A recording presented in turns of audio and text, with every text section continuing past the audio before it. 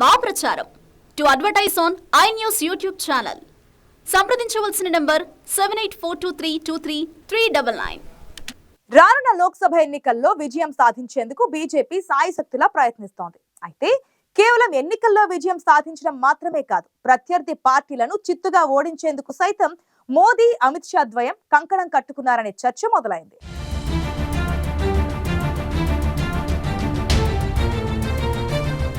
కేంద్రంలో వరుసగా మూడోసారి అధికారంలోకి రావాలని భావిస్తున్న బీజేపీ ఎన్డీఏ కూటమిని మరింత బలోపేతం చేసే దిశగా వ్యూహాలు రచిస్తోంది. అందుకోసం విపక్ష కూటమిలోని పార్టీలను సైతం తమ కూటమిలో చేర్చుకునేందుకు బీజేపీ ఆసక్తి చూపిస్తోంది.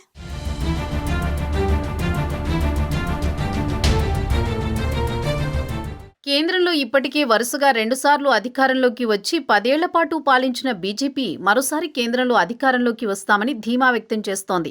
ఓవైపు దేశంలోని ప్రధాన విపక్ష పార్టీలు కూటమిగా ఏర్పడి బీజేపీని ఓడించేందుకు సిద్ధమవుతున్న తరుణంలో బీజేపీ మాత్రం రానున్న లోక్సభ ఎన్నికల్లో విజయం తమదేనని ధీమా వ్యక్తం చేయడం రాజకీయ వర్గాలను సైతం ఆశ్చర్యానికి గురిచేస్తోంది.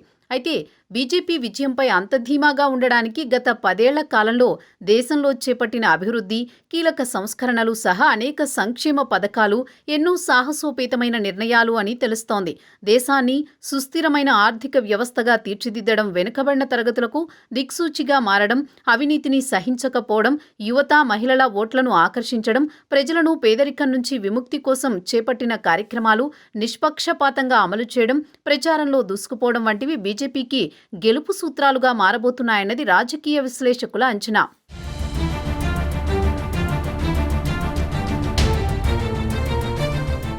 ఎన్డీఏ కూటమి 400కు పైగా స్థానాల్లో గెలుపొందగలదన్న ప్రధాని మోదీ ధీమాకు కారణాలు అనేకమున్నాయి. దేశాన్ని రీఫార్మ్, పర్ఫార్మ్, ట్రాన్స్ఫార్మ్ విధానంలో నడిపిస్తున్నామని, మార్పు దిశగా భారత్ కీలక ముందడుగు వేసిందని ప్రధాని మోదీ పార్లమెంట్లో చెప్పారు.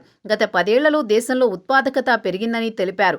కరోనా వంటి సంక్షోభ సమయంలో కూడా దేశంలో అవాంతరాలను, రష్యా యుక్రెయిన్ యుద్ధం వంటి అంతర్జాతీయ పరిస్థితులను తట్టుకొని మరీ ఒడిదుడుకులేని సుస్థిర ఆర్థిక వ్యవస్థను భారత్ తీర్చిదిద్దడంలో ఎన్డీఏ ప్రభుత్వం అందరూ గుర్తించే విజయాలు సాధించిందని భావిస్తోంది బీజేపీ.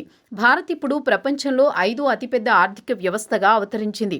ఎన్డీఏ ప్రభుత్వం మరోసారి అధికారంలోకి వస్తే భారత్ను 3వ అతిపెద్ద ఆర్థిక వ్యవస్థగా తీర్చిదిద్దుతామని ప్రధాని మోదీ చెబుతున్నారు.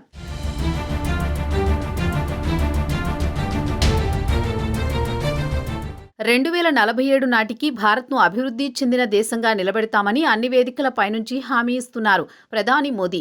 దేశ అభివృద్ధిలో యువత పాత్ర కీలకమని చెబుతూ వారిని భాగస్వాములను చేసే ప్రయత్నం చేస్తున్నారు. తమ 10 ఏళ్ల పాలనను, గత కాంగ్రెస్ ప్రభుత్వాల పాలనను పోల్చి చూపుతూ యువ ఓటర్లను ఆకర్షించే ప్రయత్నం చేస్తున్నారు మోదీ.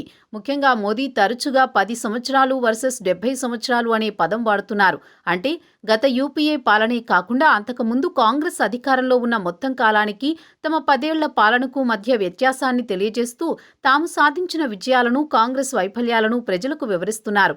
ప్రధాని మోదీకి ధీటుగా ప్రతిపక్షాలు ప్రచారం చేసినా అవి బీజేపీని ఢీకొట్టే స్థాయిలో ఉండడం లేదన్నది విశ్లేషకుల అభిప్రాయం.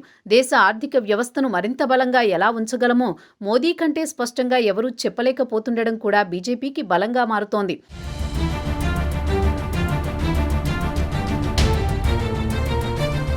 మరోవైపు దేశంలోని 25 కోట్ల మంది ప్రజలను పేదరికం నుంచి విముక్తులను చేశామని బీజేపీ నేతలు చెబుతున్నారు. గ్రామీణ ప్రాంతాల్లో 4 కోట్ల ఇళ్ల నిర్మాణం జరిగిందని, మహిళలు, యువత, పేదలు, రైతులే లక్ష్యంగా చేపట్టిన కార్యక్రమాలు వారందరినీ బీజేపీకి విశ్వాసం గల ఓటర్లుగా మార్చేశాయనేది బీజేపీ నమ్మకం. గరీబ్, కిసాన్, మహిళా, యువ ఓటర్లలో బీజేపీకి ప్రజాదరణ పెరిగిపోయిందనేది బీజేపీ విశ్వాసం. దేశంలోని పలు రాష్ట్ర ప్రభుత్వాలు అమలు చేసే ఉచితాలను వ్యతిరేకిస్తున్నప్పటికీ జాతీయ స్థాయిలో అనేక కార్యక్రమాలను అమలు చేస్తోంది మోదీ ప్రభుత్వం. బీజేపీ గెలుపు యాత్రలో ఓబీసీలు ప్రధాన పాత్ర పోషిస్తున్నారు. ప్రధాని మోదీ ఓబీసీ వర్గానికి చెందిన నేత. దేశంలో 45 నుంచి 50% మంది ప్రజలు ఓబీసీ వర్గానికి చెందిన వారే ఉన్నారు. ఉత్తరాది రాష్ట్రాల్లో వెనుకబడిన వర్గాల వారికి ప్రాతినిధ్యం వహించే పార్టీగా బీజేపీ ఎదిగింది. 2009 నుంచి 2019కి మధ్య బీజేపీకి మద్దతిచ్చే ఓబీసీ వర్గాల ప్రజల సంఖ్య రెట్టింపైందని నివేదికలు చెబుతున్నాయి. 2009లో 23% ఉన్న ఓబీసీ ఓటర్ల మద్దతు 2019లో 44%కి చేరిందని చెబుతున్నారు. బీహార్ మాజీ సీఎం కర్పూరి ఠాకూర్కు భారతరత్న ఇవ్వడం వెనుక ఓబీసీల ఓట్లను మరింతగా రాబట్టడమే వ్యూహం దాగి ఉందనేది విశ్లేషకుల అభిప్రాయం.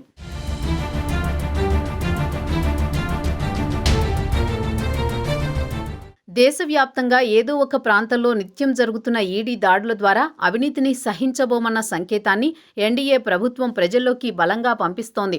కీలక నేతల ఇళ్లు, కార్యాలయాలపై దాడులు, అరెస్టులతో అవినీతి రహిత సమాజం అన్న సందేశం ప్రజల్లోకి బాగా వెళ్తోంది. 2014లో యూపీఏపై భారీ వ్యతిరేకత కారణంగా అవినీతి ఆరోపణలు రావడమే 2G స్కామ్, కామన్వెల్త్ క్రీడల కుంభకోణం వంటివి కాంగ్రెస్ ఓటమికి కారణమయ్యాయనే విశ్లేషణలు సైతం ఉన్నాయి. ఇప్పుడు ఎన్డీఏ కూటమిపై ఎక్కడా కూడా అవినీతి ఆరోపణలు వినిపించడం లేదు. కరోనా అనంతరం కాలంలో పొరుగు దేశాల ఆర్థిక వ్యవస్థలు కుప్పకూలుతుంటే భారత్ ఆర్థికంగా స్థిరంగా నిలబడడం, 10 ఏళ్ల కాలంలో అంతరిక్ష రంగంలో సాధించిన విజయాలు, సరిహద్దులో గల పాకిస్తాన్, చైనాతో ఉద్రిక్తతలు కొనసాగుతున్నప్పటికీ ఆ 2 దేశాలను కట్టడి చేయగల స్థితిలో భారత్ ఉండడం, రక్షణ రంగంలో బలోపేతం వంటివి బీజేపీని మరోసారి కేంద్రంలో అధికారంలోకి తీసుకొచ్చేందుకు సహకరించే అంశాలుగా రాజకీయ విశ్లేషకులు అంచనా వేస్తున్నారు.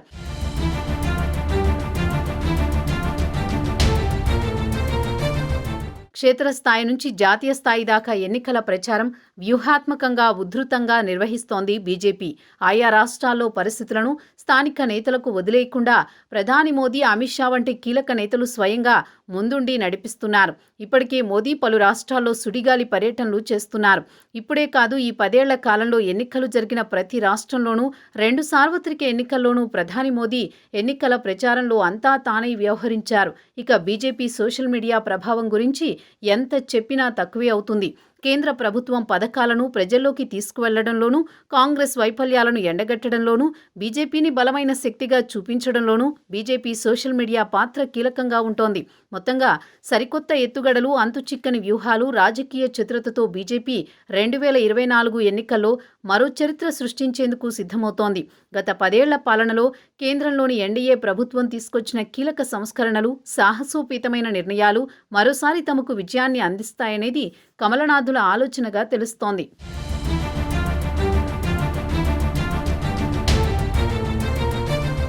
కేంద్రంలో హ్యాట్రిక్ విజయం సాధించేందుకు ఉవ్విళ్లూరుతున్న బీజేపీ తమ ఎన్డీఏ కూటమిలోకి వచ్చే ఏ ఒక్క పార్టీని కూడా వదులుకోవడం లేదు. ఎన్డీఏ కూటమిని మరింతగా బలోపేతం చేయడమే కాదు, ప్రత్యర్థి పార్టీ అయిన కాంగ్రెస్ ను చిత్తుగా ఓడించడమే లక్ష్యంగా పావులు కదుపుతోంది.